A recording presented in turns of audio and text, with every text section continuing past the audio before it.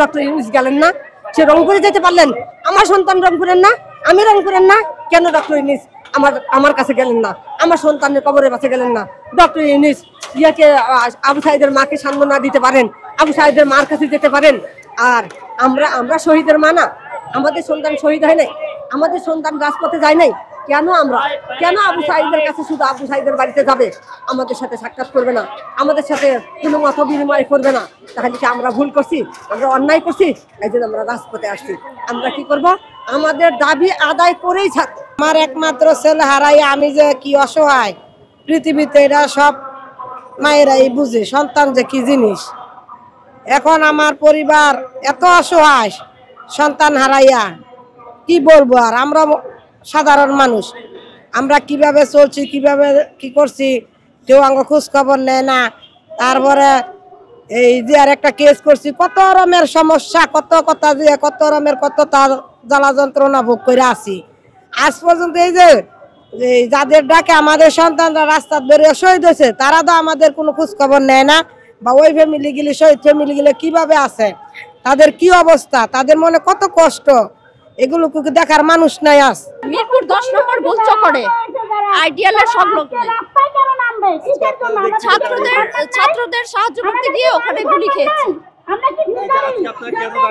আমরা বিচারের দাবিতে দাঁড়িয়েছি। যতক্ষণ বিচার না হবে, সুষ্ঠু বিচার না পাওয়া পর্যন্ত আমরা রাজপথে দাঁড়িয়ে থাকি।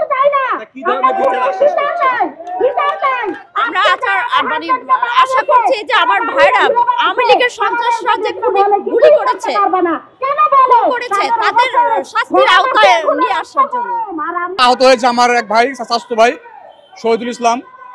তো আমাদের দাবি, যারা যারা এই আন্দোলনে শহীদ হয়েছে এবং আহত হয়েছে, সরকার যেন উপযুক্ত খরচ তাদেরকে দেয় এবং তাদেরকে উপযুক্ত ক্ষতিপূরণ তাদেরকে দেওয়া হয়। আর আমরা 1 লাখ 5 লাখ একজন শহীদের জন্য 5 লাখ বরাদ্দ, 10 লাখ বরাদ্দ কোনো বরাদ্দ নয়। শহীদের জন্য 50 লক্ষ 1 কোটি টাকা বরাদ্দ দেওয়া উচিত সরকারের, এবং আজীবন ভাতা দেওয়া উচিত বলে আমি মনে করি। এবং আহত যারা রয়েছেন তাদের সবাইকে যেন সরকার ন্যায্য ভাতা প্রদান করে এবং আহতদের সঠিকভাবে চিকিৎসা প্রদান করে, আমরা সরকারের প্রতি এই বিনীত আহ্বান জানাচ্ছি। শহীদ আক্তার হোসেন আমার স্বামী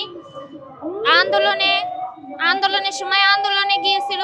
যাওয়ার পরে ছাত্রদের সাথে আন্দোলনে যাওয়ার পথে ওইখানে গুলি করে মোহাম্মদপুর বেরিবাদ 3 রাস্তার মোচরে গুলি করে মায়েরা ফেলানো হয়। লগে লগেই মারা যায়, কোনো হাসপাতাল মেডিকেল কোনো জায়গায় নিতে পারি নাই, ওইখানেই সাথে সাথে মারা যায়।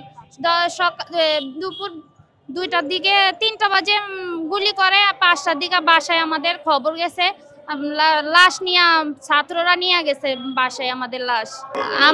আমার একটা ছেলে একটা মেয়ে।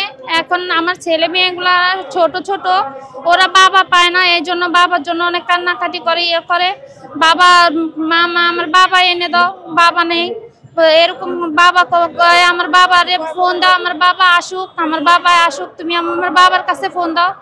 এখন ছেলে মেয়ে অনেক কান্নাকাটি করে, ছেলে মেয়েরে কি দিয়ে বুঝাবো? আমার ভাই কবরে, খুনি কেন বাহিরে, আমার ভাই কবরে, আমার সোনার বাংলায় বৈষম্যের ঠাঁই নাই, আমার সোনার বাংলায় বৈষম্যের ঠাঁই নাই।